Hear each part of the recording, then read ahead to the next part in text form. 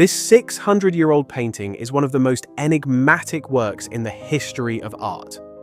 Art historians still cannot say with certainty who is depicted here or what exactly is taking place. The Arnolfini portrait, painted in 1434, brought its creator, the Netherlandish artist Jan van Eyck, pan-European fame.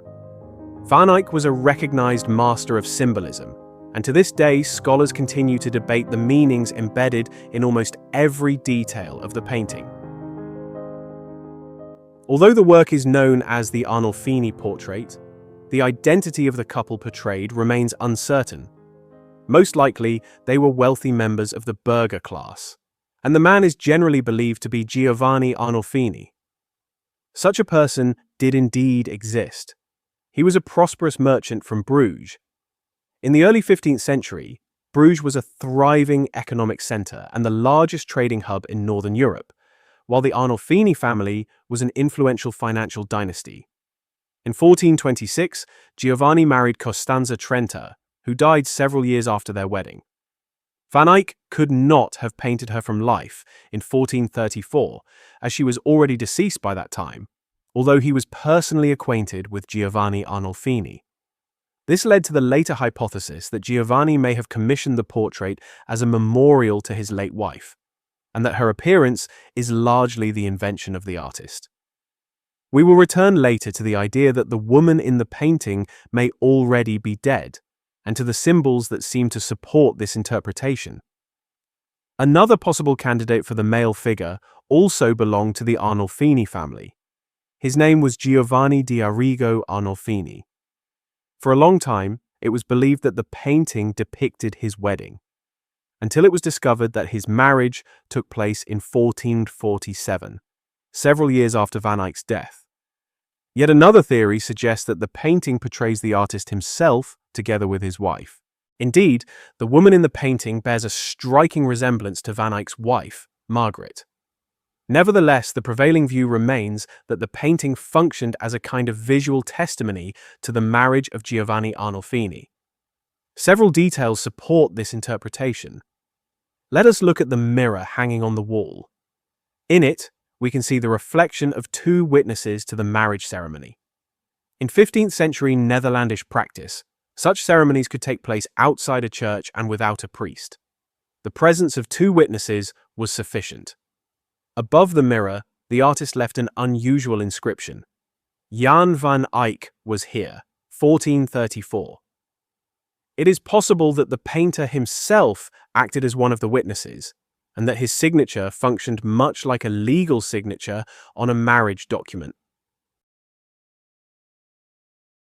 Even if the painting was not a literal legal record of a marriage, it was certainly devoted to love.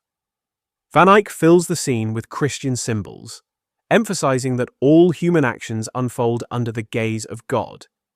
The rosary, for example, symbolizes piety, while the small broom represents purity in married life and is an attribute of Saint Martha, the protector of the household. Giovanni stands near the open window, which symbolizes engagement with the outside world. His shoes are turned toward the light. His wife, by contrast, is positioned near the bed, embodying the role of guardian of the domestic sphere. The headboard of the bed is adorned with a small figure of Saint Margaret, the patron saint of pregnant women. The man and woman appear to be exchanging vows, their joined hands serving as a sign of love and fidelity.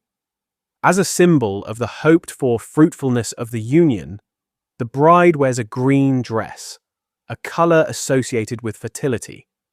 The voluminous folds around the waist and the long trailing hem indicate aristocratic status. Only wealthy townspeople could afford such luxurious garments, as well as servants to carry the train. The removal of shoes symbolizes domestic intimacy and purity of intention. This gesture alludes to the 3rd chapter of the book of Exodus. "Do not come closer," God said. "Take off your sandals, for the place where you are standing is holy ground." During such a ritual, the floor of the house itself became sacred, as Christ was invoked as a witness to the purity of the vows. The woman's red leather sandals are also a marker of social status. The small dog, a Brussels griffin, was a fashionable companion of noble women and traditionally symbolized fidelity. The single lit candle in the chandelier may represent Christ as the witness to the marital union, while the fruit on the windowsill and the cherry tree visible outside, heavy with fruit, promise fertility and hint at the intimate joys of married life. The oranges may symbolize the Garden of Eden, prosperity and well-being. They also underscore wealth, as oranges were extremely expensive in Flanders at the time. According to another interpretation, these are apples. The apple on the windowsill may serve as a hint of autumn or as a reminder of the fall. The man's face is rendered with astonishing precision and clearly bears the hallmarks of a true portrait. The woman's face, by contrast, does not appear to have been painted from life.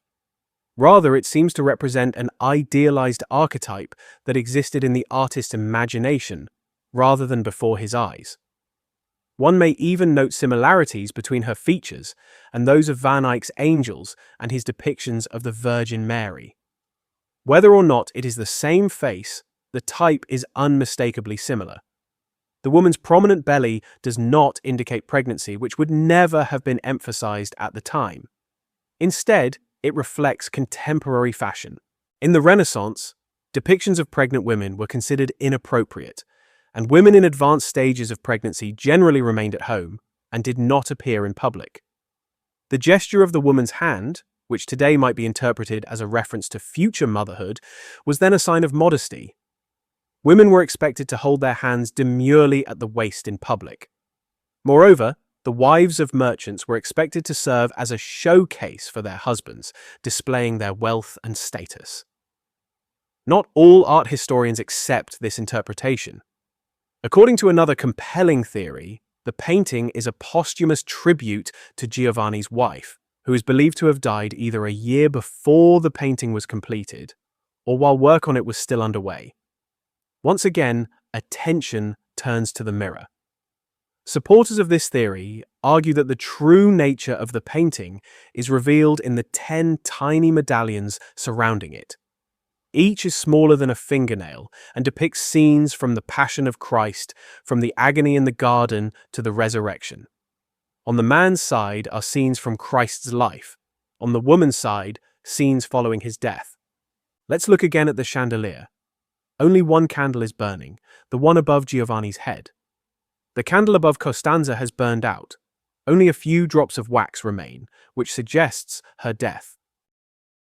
The lion figure carved into the bedpost is also significant. According to medieval sources, lion cubs were believed to be born lifeless, and to remain so for 3 days until their father breathed life into them. Lions were often carved on the tombs of knights as symbols of future resurrection. This painting is a vivid example of the ambiguity of symbols in art. Meanings shift over centuries, and the riddles they pose demand long and careful interpretation. The mystery of this work has endured for 600 years and will continue to endure. Which of these theories do you find more convincing? And what other intriguing details have you noticed in the painting? Share your thoughts in the comments. Thank you for watching this video to the end. If you found this interesting, subscribe to the channel and leave a like. It helps support the creation of new videos about art and its mysteries.